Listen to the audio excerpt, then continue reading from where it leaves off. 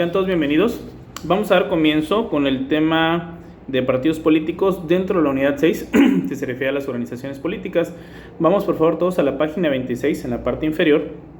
Dice lo siguiente: partidos políticos son asociaciones estructuradas cuyo fin es la conquista del poder, manteniéndola y participando para ejercerlo.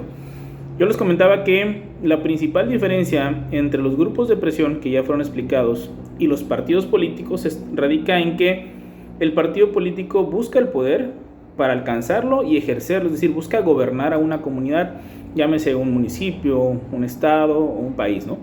Y los grupos de presión, decíamos que sí buscan tocar la puerta del poder, llegar al poder, pero no buscan ejercerlo, lo que buscan nada más es satisfacer sus propios intereses.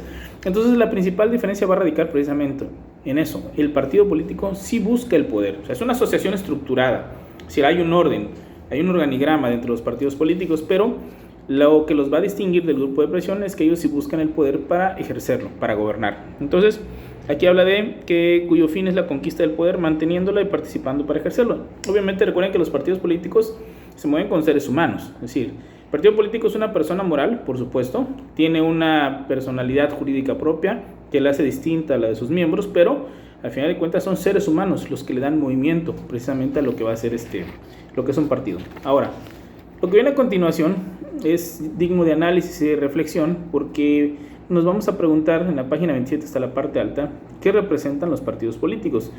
Yo sé que vivimos momentos, no solo en México, en muchas partes del mundo, en que los partidos políticos han perdido mucha credibilidad con la gente, pero vamos a centrarnos ahorita en el deber ser, es decir, en lo que tendría que ser cualquier partido político para su país, independientemente de la percepción que tengamos de los partidos de nuestro México en este momento o de los partidos políticos que existan en otros países, ¿no? Entonces, ¿qué representan los partidos políticos? Casi siempre son representantes de una clase social y tienen, igual que el gobierno, una ideología y sus propios mitos. Bueno, entendamos esto. Un partido político necesita, para hacer gobierno, que la gente vote por ellos. Por lo tanto, tiene que ir en busca de un núcleo poblacional que vote por ellos. Y para que la gente pueda votar por un partido político, necesita identificarse precisamente la ideología, los mecanismos que tiene este partido con un sector de la sociedad. Mientras mayor sea, pues mucho mejor. Entonces, lo que van buscando los partidos políticos es generalmente acoplarse en su ideología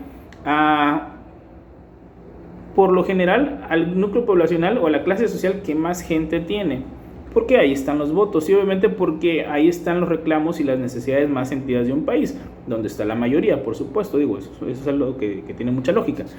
Ahora, entonces, casi siempre vamos a identificar a un partido político con una clase social. Por supuesto que si le preguntan a un político sobre su partido, va a decir que atienden y buscan gobernar a todas las clases sociales. Eso es cierto, y al final de cuentas, una vez que son gobierno, lo tienen que hacer así, pero siempre van buscando identificarse más con un sector social. Por ejemplo, nuestro actual gobierno es emanado de una coalición de partidos integrada por el Movimiento de Regeneración Nacional, el Partido de Encuentro Social y el Partido del Trabajo. Sin embargo, sabemos que el partido más fuerte de esa coalición es precisamente el Movimiento de Regeneración Nacional. Este partido político, vamos a hablar de lo que es precisamente la figura del presidente. Recuerden que tuvo 2 contiendas electorales antes a esta que ganó, y siempre uno de los eslogans que ha manejado como bandera de la causa que encabeza él, hoy en Morena, anteriormente en el PRD, era una frase contundente que dice: por el bien de México, primero los pobres. Entonces, es más que obvio que la identificación que buscaba y sigue buscando tener este movimiento, este partido y por supuesto los líderes, sobra decirlo, el presidente, es identificarse con la causa de los más necesitados, es decir, de la clase baja de este país, que si nos vamos a estadística son millones de mexicanos que viven en pobreza y en extrema pobreza. Entonces es algo más que obvio que hay que atender primero al más desprotegido, al más necesitado, pero también hay que mostrarlo, decirles cómo, no decirles solamente estoy contigo, sino decir cómo voy a buscar para sacarte precisamente de lo que es la extrema pobreza, ¿no? Entonces, identifican a un partido con una clase social. Sería difícil, la verdad es que es difícil la percepción de decir, bueno, el Movimiento de Regeneración Nacional es un partido que está basado en apoyo a la clase alta o está integrado en su mayoría por la clase alta. No, la realidad es que esa no es la percepción que tenemos, es la opuesta. Y así podemos colocar al Partido de Acción Nacional, al Partido Revolucionario Institucional, al Partido de la Revolución Democrática, al Partido Verde Ecologista de México, al Movimiento Ciudadano. Es decir, los podemos ir identificando por percepciones con una clase social. Más allá, repito, que en el discurso político siempre vamos a escuchar que dicen que ellos están para gobernar a todos y atender los temas de a todos. Sí, por supuesto, pero siempre vamos a tener precisamente esa percepción de que un partido está integrado por más personas de una clase social o que privilegian las intenciones o los intereses de alguna de estas clases sociales. Ahorita como ejemplo hablé del partido que está actualmente en el gobierno federal, ¿no? Bueno, entonces, ¿qué representan los partidos políticos? Deben representar los intereses de una clase social, deben representar también los de todos, pero por supuesto se identifican más con la clase social. Y dice que también que tienen su ideología y sus propios mitos. Su ideología, bueno, la ideología es precisamente lo que los va a identificar, es la identidad que ellos van a tener y lo que van a buscar, y que va a hacer que el pueblo o un sector de la población por lo menos los arrope, los adopte, ¿no? Como el partido que ellos buscan para que sea el gobierno en el lugar del que estemos hablando. Y sus propios mitos, es decir, sus propias, hay una parte un poquito más adelante donde vamos a ver que el mito es uno de los elementos precisamente de la política, pero vamos a hablar precisamente de estas fortalezas, de estas historias de fuerza. El mito también tiene parte de verdad, parte de mentira, a veces mucho de mentira, poco de verdad. Lo vamos a dejar un poquito más adelante cuando lleguemos a esa parte, seguramente será en la siguiente lección, pero todos tienen una identidad que los hace distintos, por lo menos en el texto, por lo menos en lo que es los requisitos que se tienen que presentar al Instituto Nacional Electoral y por supuesto al pueblo, de que son distintos a los otros partidos políticos, porque cada partido va buscando ser el ganador y por lo tanto no puede decir soy lo mismo que aquel, porque entonces no tendría razón de ser un partido o dos o tres partidos si todos fueran lo mismo, ¿no? Ahora, ¿qué intereses van a influir para formar un partido político? Aquí nos enlistan tres. Tres son los factores más comunes que influyen: el nacionalismo, los intereses económicos y las creencias religiosas. Comenzamos con un partido nacionalista. Es aquel que representa a casi la totalidad de los ciudadanos y principalmente cuando lucha en contra de un poder extranjero para conquistar su independencia. Ejemplo, el Partido Democrático de Guinea, que alcanzó la independencia de Guinea del dominio francés. Bueno, un partido nacionalista se va a centrar en eso, la defensa de la patria. Así quiero que lo identifiquen, la defensa de la patria. Necesitamos construir un país, necesitamos construir patria y por lo tanto se agrupan los intelectuales, también es cierto que se van incorporando gente del ejército, porque muchas veces existe un partido, pero también existe un movimiento armado, que una vez que conquistan o logran la independencia de un país, ese partido político luchó antes, durante, pero también después tiene que darle instituciones, tiene que forjar la estructura de un nuevo país, de un nuevo estado. Y ese partido político lo podemos considerar un partido nacionalista porque es prácticamente el fundador de una nación, de un país, lucha precisamente por los intereses de la patria. En nuestro país, cuando se da el movimiento de independencia, sí, surgen, nada más que surgen después prácticamente, aunque existían las ideas liberales y también existían las ideas de los conservadores. El tema de los liberales era principalmente en donde se encontraba la fuerza o la intención de la independencia de lo que era la corona española. Pero más que ubicarme en esa época, quiero centrarme en un momento en que México ya existía como país. En 1910, cuando surge el movimiento revolucionario, sabemos que arranca Francisco I. Madero con el movimiento revolucionario, gana el movimiento revolucionario precisamente esta lucha armada, pero llega un punto en donde los mismos revolucionarios empiezan a tener conflictos entre sí y se empiezan a matar entre ellos mismos. Es decir, los que ya habían ganado la revolución entre ellos estaban exterminando, y pues era una lucha encarnizada entre los triunfadores. Y llegó un punto en el que Plutarco Elías Calles funda lo que conocemos como el Partido Revolucionario Institucional. En su momento fue el PNR. En las siglas está precisamente la clave, Partido Revolucionario Institucional. Es decir, el movimiento revolucionario, pero ya que dio el siguiente paso, que deja la lucha armada y pasa a la institucionalidad. ¿Por qué? Porque ya era momento de darle paz a este país y llevar a un gobierno pacífico, no a través de golpes de estados, las ideas revolucionarias. Entonces, en el PRI se allegaron precisamente todos los que buscaban o tenían aspiraciones políticas y de poder para gobernar un estado, un municipio, el país, y ahí se fueron concentrando y se tuvo una jerarquía y se tuvo una obediencia dentro de ese partido, de tal suerte que en lugar de estarse matando y arrebatándose el poder a punta de balazos, lo hicieron de una forma institucional. Prácticamente todos los revolucionarios se fueron congregando ahí. Y aunque ya existía un país, porque México ya existía, sí fue una especie de refundación que se dio porque se generaron nuevas instituciones, vino acompañado de una nueva constitución política. Entonces el PRI en su momento fue quien agrupó o arropó a todos los que traían las ideas revolucionarias. Sabemos también que con el paso del tiempo el PRI o los priistas más que el PRI fueron cayendo en diferentes excesos. Ya sabemos que hasta el año 2000 siempre mantienen lo que es la presidencia de la República hasta que viene el Partido de Acción Nacional encabezado por Vicente Fox y salen por primera vez desde su fundación de lo que es ese cargo, el presidente de la República. Pero al final de cuentas quiero que entendamos que el PRI en su fundación precisamente le dio forma, le dio cauce a la parte política, pacificó a nuestro país.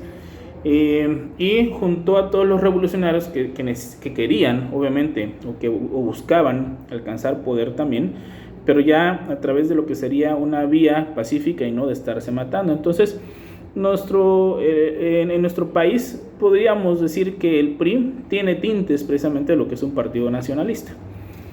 Repito, aunque no estuvo en un movimiento de independencia, pero sí en una reestructuración o refundación de nuestro propio país, repito, incluso a través de una nueva constitución. Partido de tipo económico, cuando es el representativo de cualquier clase social y de sus intereses, que serán de tipo económico. Ejemplo, Partido Laborista en Inglaterra, sostenido por los sindicatos; Partido Conservador en Inglaterra, sostenido por los grandes capitalistas. Bueno, en nuestro país podríamos hablar del Partido del Trabajo, que en el nombre nosotros podríamos identificarlo, ¿no?, con un sector económico, es decir, los trabajadores, los obreros. Sí, la realidad es que en nuestro país está más mezclado eso, ¿no? Sin embargo, sí, podríamos identificarlo ahí.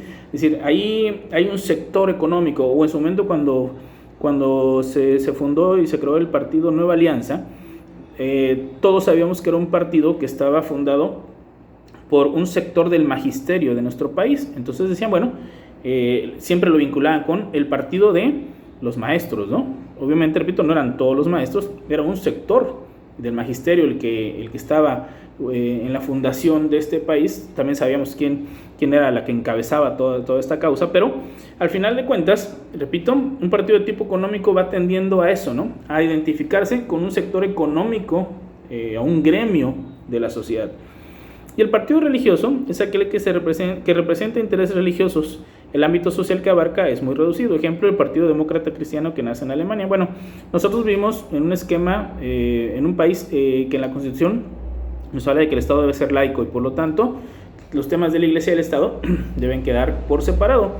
De tal suerte que en nuestro país no vamos a encontrar un partido que sea religioso. Sin embargo, en otras partes del mundo sí lo permiten y, por ejemplo, lo que nos aparece acá es un ejemplo de que pueden existir los partidos religiosos, en el entendido de que en un país como Alemania o en países europeos pues siempre va a ser un poquito más reducido el impacto que pueden tener, porque va a estar vinculado a una religión, no solamente a una idea política, sino también a una religión, y eso pues resta un poco, ¿no? Ahora, si pensamos en países en donde existen gobiernos sustentados en la religión, ya es distinto. Estamos hablando, ahí recuerden que varios países que vinculan el tema del Estado con el tema de su religión, los países islámicos, ¿no? Entonces ahí estamos en un terreno mucho más amplio del ejemplo que nos aparece acá. Entonces, Los intereses que pueden influir para la creación de un partido son una fundación o una refundación de un país, el tipo económico que ahí van a estar encontrados la mayoría, es decir, vincularse a un sector de la población, y un tema religioso también en los países que se ha permitido. Ahora, tipos de partidos según la estructura. Vamos a ver que existen partidos de cuadro y partidos de masas. El nombre en sí no nos va a decir mucho. Aquí la diferencia va a ser principalmente la forma en que buscan ganar. Es decir, cómo buscan o bajo qué mecanismos un partido político busca obtener los votos y ganar, por supuesto, una elección para hacer gobierno. Entonces, vamos a ver que aquí los polos opuestos son precisamente los partidos de cuadro y los partidos de masas. Comenzamos con el partido de cuadro. Dicen, tienen las siguientes características. No aspiran a tener una amplia afiliación, les importa más la calidad que la cantidad de sus afiliados. Sus miembros son escogidos por prestigio social, prestigio intelectual, por su fortuna. Son ejemplos de estos partidos muchos de Europa y los norteamericanos. Los partidos de masa, estas son sus características distintivas. Pretenden afiliar el mayor número de miembros. Sus miembros pagan una cuota para el sostenimiento del partido. La afiliación y el pago se pueden realizar de dos maneras, por cada miembro o por la corporación que los representa, tales como los sindicatos. Bueno, vamos a entender esto y para poderlo explicar voy a empezar con el partido de masa. Partido de masa se refiere a las masas a mucha gente. O sea, cuando hablamos de masa o de masas estamos hablando de un volumen muy grande de personas. ¿Sale? A eso quiero que vayamos cuando hablemos de las masas. ¿Cómo buscan ganar ellos? El esquema o la estrategia es la siguiente. Cada 3 años, cada 6 años, van a haber elecciones para presidentes municipales, diputados federales, diputados locales, o en su caso, para presidente de la República, gobernadores, senadores. Muy bien. Necesitan el voto de la gente. Muy bien.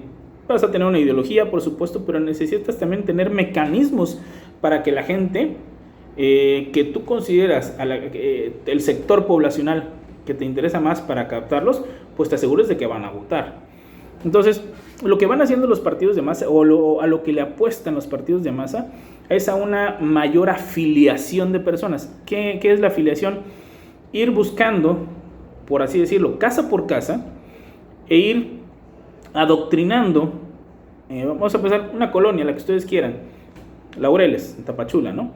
Va, no sé, 3, 4 personas del partido político que ustedes gusten, tocando cada una de las puertas y pidiendo que les den la oportunidad de explicarles la ideología del partido político al que ellos pertenecen, tratar de convencer a la persona que los está entrevistando y de afiliarlo, es decir, de inscribirlo al partido político, que esa persona ya pertenezca al partido político, y con eso te estás asegurando dos cosas: que esa persona ya pertenece al partido y por lo tanto le tendrás que explicar que él va a pagar una cuota como miembro del partido político y que tendrá las prerrogativas como cualquier integrante del partido, es decir, que podrá ser candidato, etcétera. Pero también estás garantizando un voto a favor de todos los candidatos de ese partido político.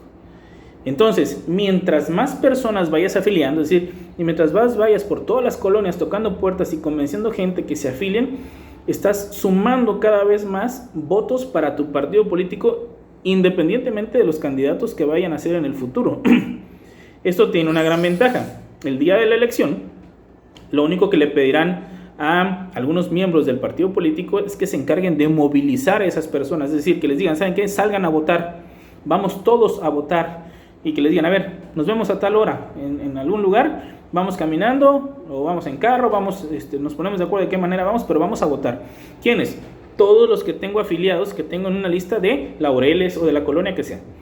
Entonces, son votos con los que, al estar afiliados, tú sabes que son votos con los que ya cuentas. De tal suerte que cuando viene una contienda electoral, vas a sumar los votos que son seguros, que son de todos tus afiliados, y tienes que apostarle a obtener otros votos de los indecisos, de aquellas personas que no se han afiliado a un partido político, que no tienen una identidad totalmente definida con uno u otro partido, pero que quieren votar.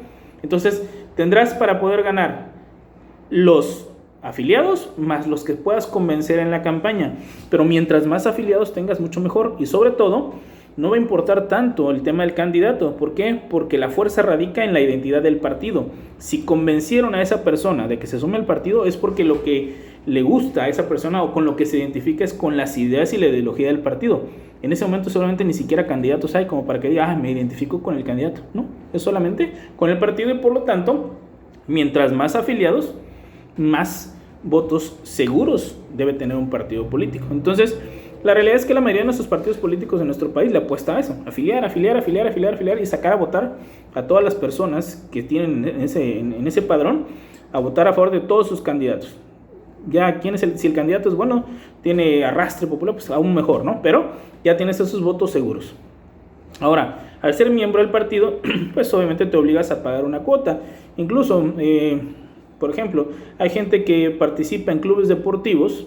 Yo lo he escuchado en el tema de fútbol con el América, no sé si lo sigue teniendo. Había lo que se llamaba socio águila, te hacía parte del club, pagabas una membresía, es decir, una credencial, pero te daba derechos a tener descuentos en artículos deportivos y cosas por el estilo. También no sé si quizá para tener algún descuento, algún boleto de acceso a algún partido del América, ¿no? Entonces, hay clubes deportivos que también afilian. Lo que quiero que identifiquemos es que vas generando un volumen de personas que se suman al partido y sobre todo que van a votar por ese partido. Esa es la clave de los partidos en masa, de masas. ¿Cómo funciona el partido de cuadro? El partido de cuadro no le apuesta tanto a la afiliación, al contrario, no se preocupa tanto por la afiliación. Lo que se va a preocupar o lo que va a buscar es que las personas que integran el partido, pero sobre todo los candidatos que ellos van a postular, es decir, van a nombrar para que puedan ser los candidatos a presidencias municipales, gubernaturas, senadurías, etcétera, presidente de la República, por supuesto, deben ser personas que tengan un reconocimiento por parte de la sociedad como personas ejemplares, íntegras, que pueden llevar a cabo de manera correcta la administración de una comunidad. Entonces, le apuestan más que a ir tocando puertas y afiliar gente, a buscar un buen candidato o una buena candidata, para que esta persona que tiene que es tan ejemplar, por sí sola, en el momento que digan él o ella es el candidato, va a arrastrar los votos a favor de esa persona, es decir, se va a convertir en un imán de votos, no porque fueron a afiliar a las personas, sino porque solamente el hecho de saber que esa persona, con esa respetabilidad que tiene ante la sociedad, quiere un cargo de elección popular, pues la gente diga, pues yo voto por él o por ella, por ser él o por ser ella, no porque pertenezca a un partido, ¿sale? Entonces, cuando llegamos a esta parte de la materia, yo siempre hago un ejercicio con el grupo de alumnos y les pregunto, ¿habrá alguien en nuestro país que si hoy decidiera lanzarse, si hoy fueran las elecciones, por supuesto, si hoy decidiera lanzarse como candidato o candidata a la presidencia de la República, la gente votaría por él o por ella solo por ser quien es, no por el partido político al que pudiera pertenecer? Y cuando viene este ejercicio, varios jóvenes del salón mencionan a alguien, mencionan a uno o a otro, pero tampoco mencionan a demasiadas personas. De los nombres que han salido en ese ejercicio dentro de los mismos salones y que son de los mismos alumnos, voy a mencionar algunos de los que han mencionado. Ya ustedes valorarán, al final de cuentas este es un tema de percepción, pero cuando se hizo el ejercicio en diferentes salones, por lo menos la mayoría del salón que lo mencionaba estaban de acuerdo de que si esa persona se lanzaba como candidato o candidata, mucha gente votaría por ellos solo por ser ellos, independientemente del partido, que es lo que le apuesta el partido de cuadro, buscar a una persona que sea imán de votos por ser quien es, como dice acá, por un tema de prestigio social, intelectual o por su fortuna.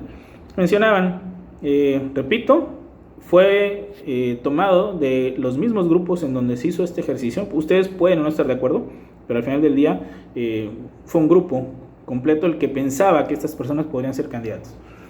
En su momento mencionaron a Carmen Aristegui, una periodista mexicana que en el sexenio pasado, y ahí fue donde surgió su nombre, tuvo una confrontación abierta con el gobierno del expresidente Enrique Peña Nieto, incluso sacó algunos reportajes muy fuertes precisamente contra el presidente, y que le costó una persecución pues política. A final de cuentas perdió trabajo en varios lugares, tuvo que estar casi solo trabajando dentro de internet o para una cadena internacional, porque en México le estaban cerrando las puertas, precisamente porque desde el gobierno había una confrontación con ella, ¿no? Y muchos de los alumnos que mencionaban decían, licenciado, es que aparte de ser valiente, también implica el género femenino. O sea, muchísimas mujeres, dice, verían precisamente en ella la primera mujer presidenta que podría salir de este país, con esa fuerza, con ese valor que ha tenido precisamente de oponerse al poder, etcétera, ¿no? Esa fue una de las personas que mencionaron. Otra persona que mencionaron y que mucha gente sigue, le cae bien y lo ve de manera ejemplar porque ha sido exitoso en lo que hace, es Eugenio Derbez. Ustedes van a decir, no, pues que es un cómico. Sí, sin embargo, dentro de lo que ha hecho, es una persona que tiene mucho arrastre con la gente. Esa simpatía que tiene le hace caer bien con muchos mexicanos. Y también ha sido exitoso dentro de su carrera, al grado de que hoy también ya filma películas para Hollywood, ¿no? Ustedes van a decir, bueno, ¿cómo? Un actor o un comediante. Bueno, en Estados Unidos tuvo a Ronald Reagan en los años 80 como presidente y era un actor. Guatemala hasta hace poco tuvo también a un comediante como presidente de la República. Es decir, el hecho de que se dediquen a lo que es la farándula, que se dediquen a ser comediantes, no quita que no puedan ellos en su momento aspirar a lo que es gobernar una comunidad, un país, y que puedan ser acertados en su gobierno, ¿no?